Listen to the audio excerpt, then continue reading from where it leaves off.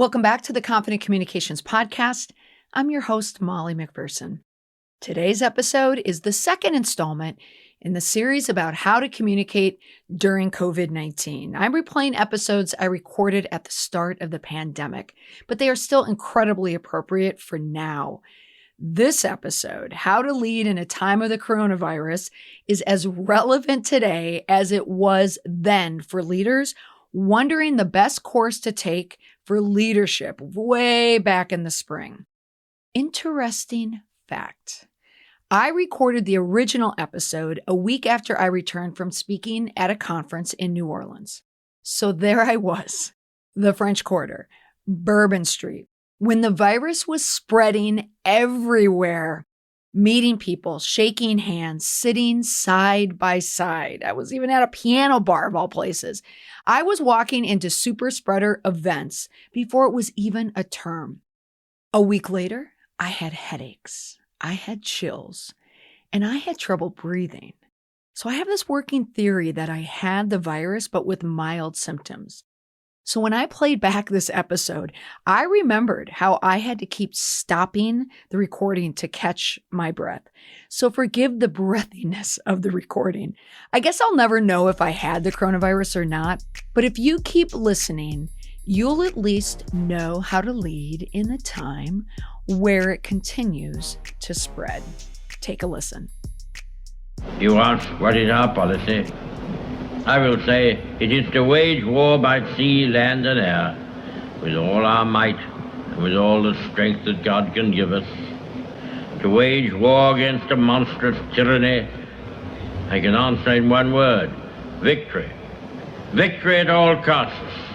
Victory in spite of all terror. Victory however long and hard the road may be.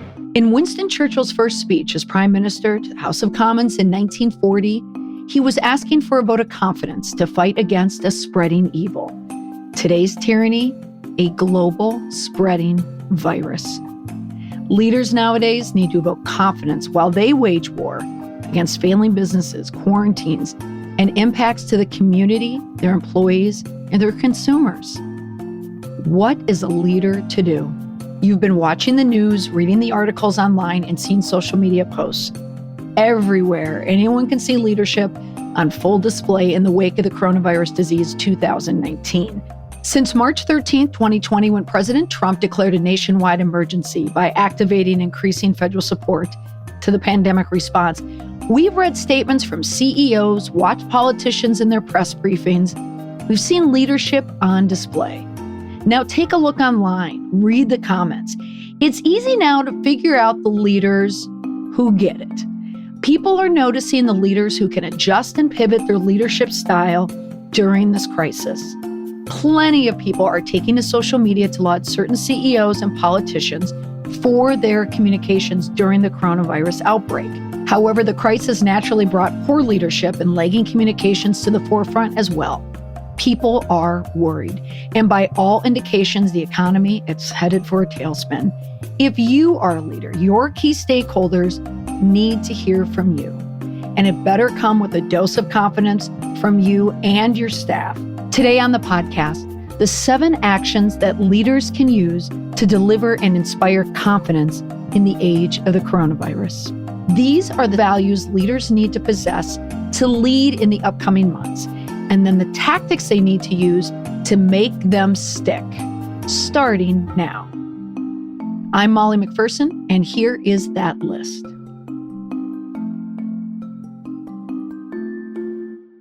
According to a study just released by the Institute for Public Relations about how businesses are handling the COVID-19 crisis, nearly half of the respondents said the CEO was identified as the primary communicator about the COVID-19 crisis.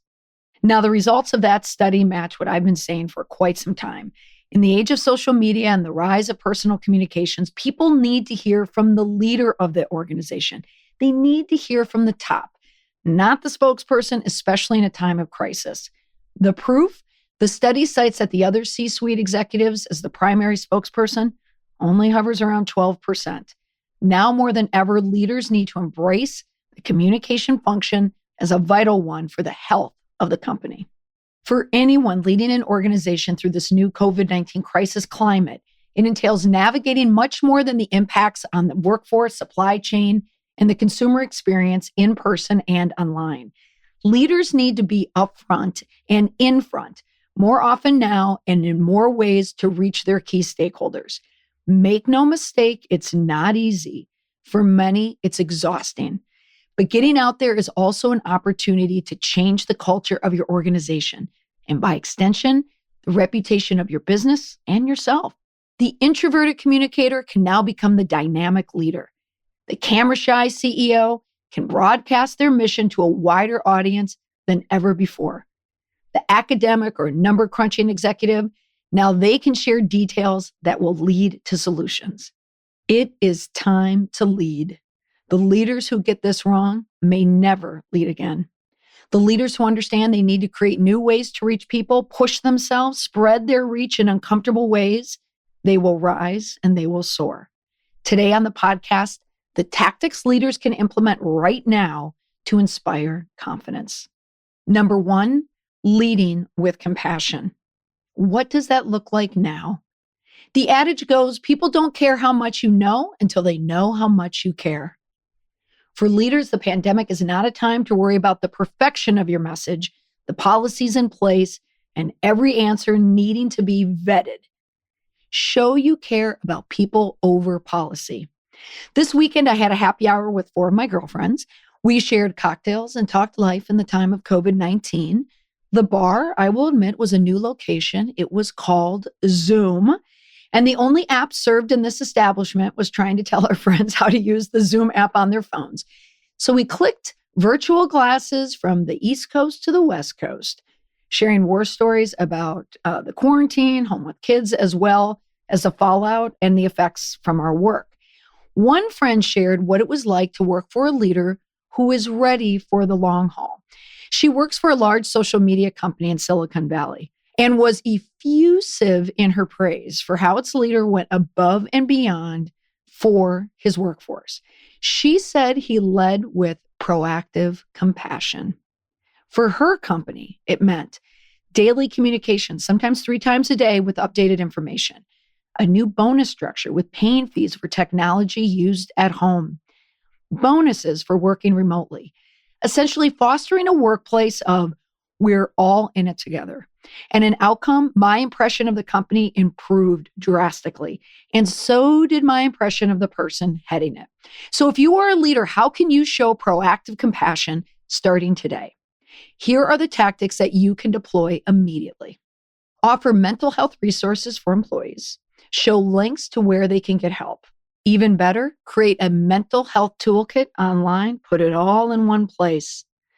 Offer legal assistance from in-house counsel or a legal helpline or a hotline. Create a direct line of communication to your employees from your employees. Let them be able to reach you. Also, offer a line of communication from your consumers to reach you. Email, Twitter, messaging. Learn how to connect with people and emphasize it in all of your messaging. This is how you can reach me. This is how you can reach us. Also, ask employees how they're doing. Listen to their response. If they aren't directly speaking to you, then pick up the phone and call them and ask. Compassion in this time of COVID-19 is one of the strongest values a leader can have. Leading with communications. A statement I make in every workshop and talk I give is to effectively overinvest in communications. I am the biggest advocate for communicators and building strong public relations, strong multimedia efforts. Now more than ever is the time to invest in communications, especially crisis communications. This morning, I received an email from a colleague. We're in the same business. And he said in his email that a company that he had been working with are in the process of restructuring. They are laying off a lot of their employees, and they wanted him to take a 20% cut in fees. As a communicator, I winced when I read that email because the last area that should be cut in a time of a crisis, of course, is communications. However, they were having significant layoffs, so it is understandable. But if you can, keep your communicators on staff, increase their access to leadership. The communicators are the ones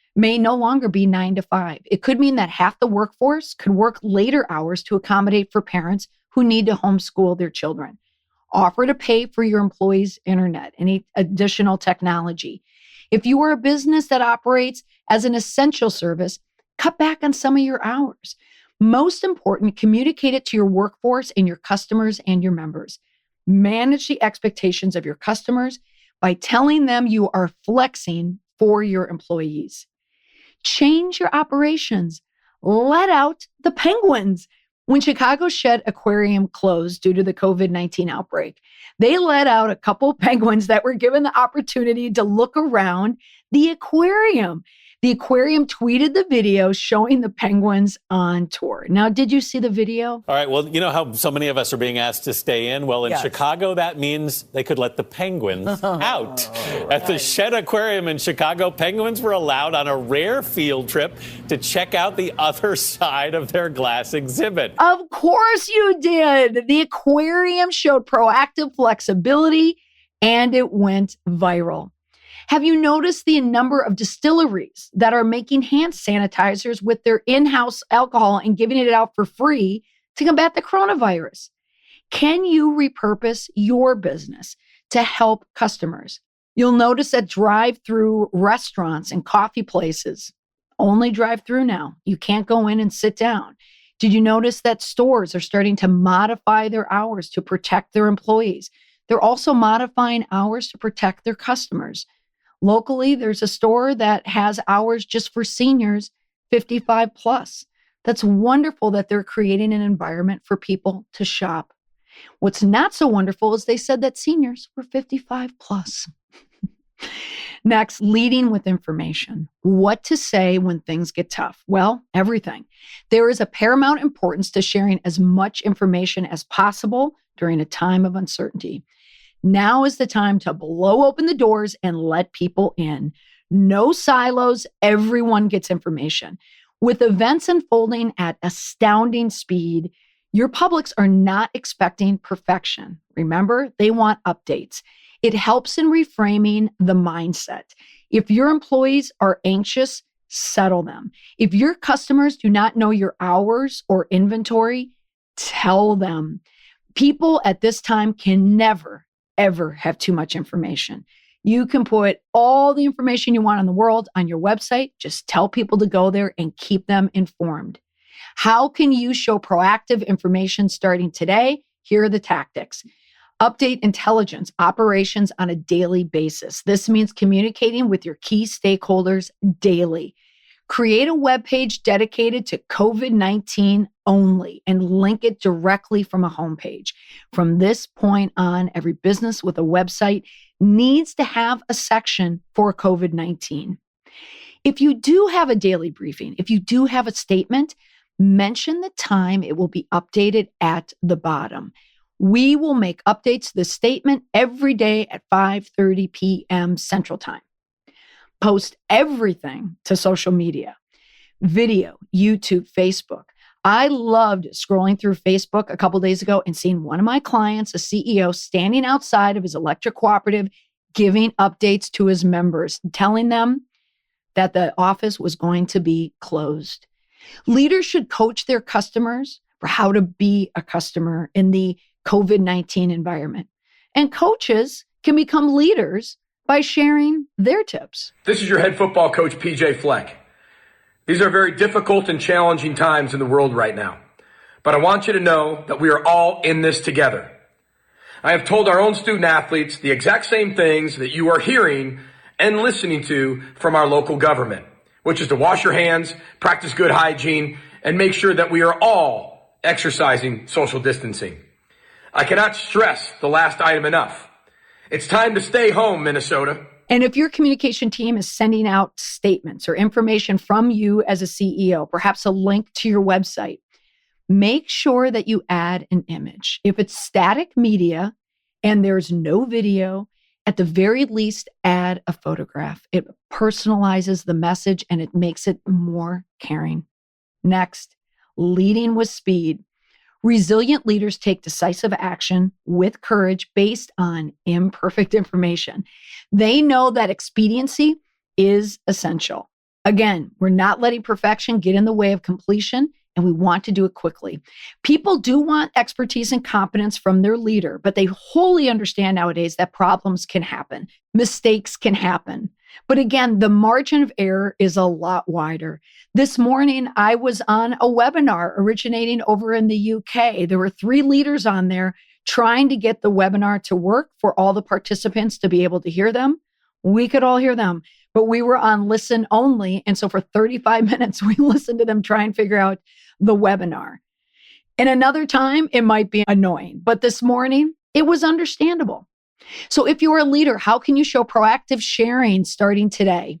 Here are the tactics you can deploy immediately. Have real-time communications. You must have a website again. You must have social media. You must have a multimedia effort where you can show video. Real time is important because this virus and this outbreak is changing constantly. Stay connected online. Get on Twitter, get on Facebook to let people know what you are doing at that moment. The backstage pass is key here. People not only want to see you lead, they want to see how you are leading. Show them what you're doing in your surroundings. If something does happen, tell us. If the virus is in your office or it's coming to the workplace, tell people. Do not be afraid that the information is going to leak. If a statewide shutdown does happen, tell us your plans as soon as it's announced, or even before that if you know. And if you don't have an answer, you have to tell people that you don't. And also, build relationships with the press or reestablish your relationship with the press. Yes, your employees and your consumers are very important, but don't forget the critical piece of the communication triangle there. The press and the reporters want to get your message out as well. And also, as an aside, don't be afraid to pitch a non-COVID story. You don't want to promote anything necessarily or an offering, but you can tell a story that is a spin-off of your response. Next, leading with transparency. 3 weeks ago, the thrust of my business was helping leaders in their organizations become comfortable with the idea of transparency. I always say the environment that we're in, this cancel culture, is a much different environment because the public, your consumers, your members, the audience, the people who judge you now have a direct line to you to bring you down. What has happened, the consequence is a lot of leaders, a lot of organizations, they're starting to pull back and they don't want to be as open. They don't want to be transparent. But I always tell them the more transparent you are, the less scrutiny you will receive. So if you are a leader, how can you show proactive transparency starting today? Well, here are some tactics you can deploy immediately. If you have board meetings, start talking about putting them online, streaming them, phone calls.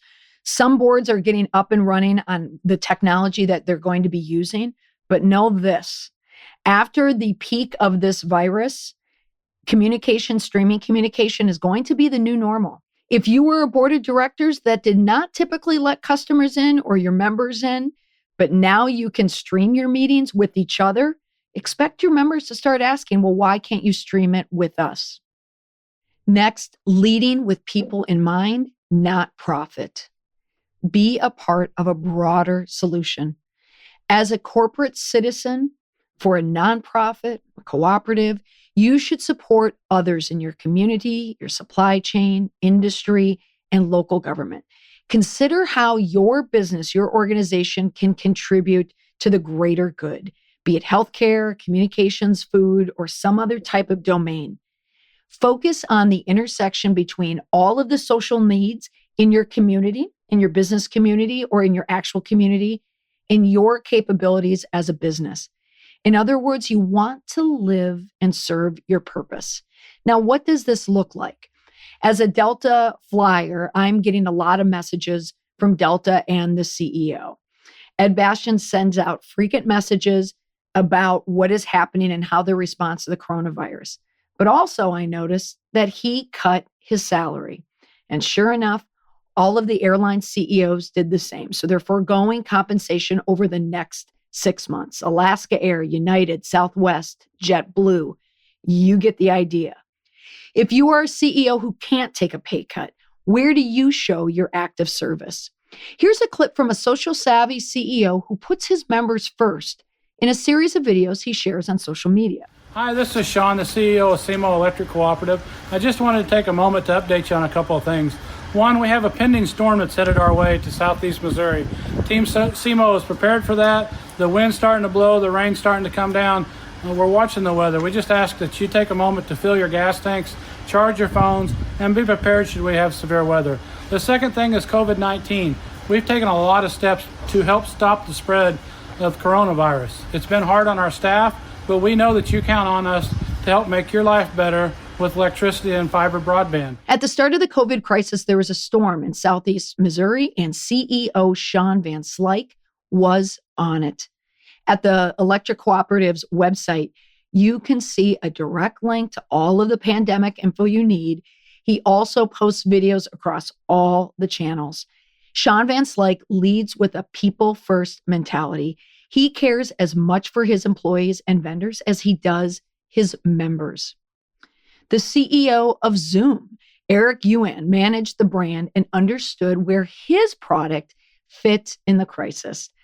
On computer screens and mobile phones of all these new customers who have never used the product before. He made Zoom the video conferencing darling, even going against GoToMeeting and Skype because of his goodwill. Zoom increased the functionality of the basic user plan, let K-12 schools use the software for free. Yuan led with a user-first value system, and it has paid off.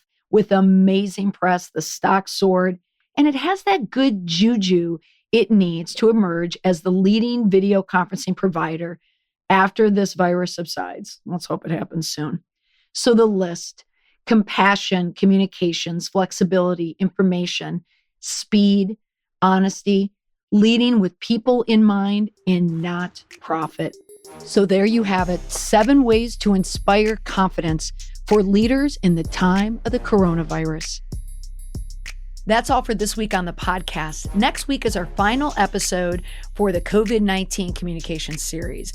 I'm replaying an episode of the best advice from PR experts who kindly shared their thoughts and tactics with me for how they plan to adjust their work around the pandemic. Since they are PR and crisis communication pros, they knew what they were talking about. Thanks for listening. I hope to see you back here next week. Bye for now.